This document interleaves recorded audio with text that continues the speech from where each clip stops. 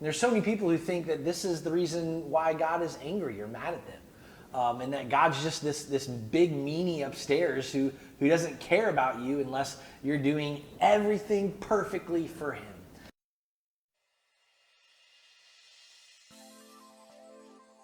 Hey, Awakened Saints, this is Andrew. Really excited to bring another Sermon Spark Notes to you. And we were in James 4 this last week, and it was really awesome. And after the service, I had one of our saints come and just share with me a little bit about, the tone of that was tough. And there wasn't a whole lot of grace there, and the first half was kind of difficult. And I wanted to just take a second to totally agree with that saint. What happens when we read Scripture and we're reading and it seems like the tone of Scripture is heavy, maybe even harsh? And there's so many people who think that this is the reason why God is angry or mad at them. And that God's just this big meanie upstairs who doesn't care about you unless you're doing everything perfectly for him. And James has to address this because James starts off, and tone is important, and he starts off in James 4 and he calls people in the church some names. He calls them adulteresses. He calls them sinners. He calls them double-minded people. And if you're reading, that's a heavy, harsh tone. And the question isn't whether or not James would do this or why he would do it. I think the question is, what's the point? Where is James trying to go? And that's what we really dived into last week.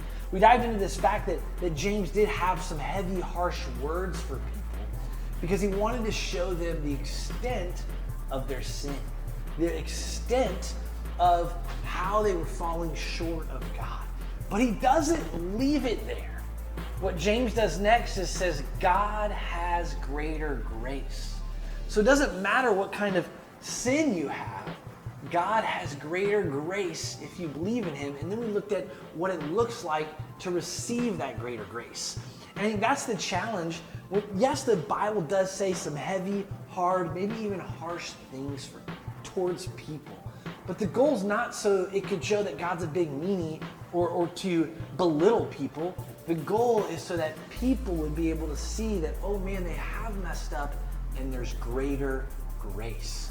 And then James shares these two verses that shows how we can have that greater grace. James 4, starting in verse 7, submit yourselves therefore to God. Resist the devil, he will flee from you. Draw near to God, he will draw near to you. Cleanse your hands, you sinners, and purify your hearts, you double-minded.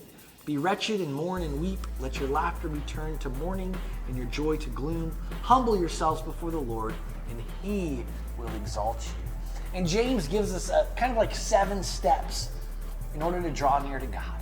And this is what we talked about last week, and I wanted to just share them with you one more time. So number 1, we've got submit yourself to God. Number 2, resist the devil. Number 3, draw near to God. We do this via prayer. Number 4, wash your hands. Number 5, cleanse your heart. Number 6, hey, be sad and mourn and weep over the fact that you've sinned against God. And then last, humble yourselves. Humble yourselves before God, and he will lift you up. He will draw you back again near to him. He will allow you to just feel his love because it's unending for you.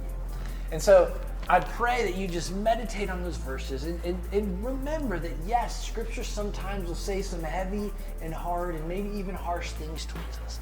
It's not to be mean. It's so that we would understand the gift of grace that we've been given. Hope you guys have a great week.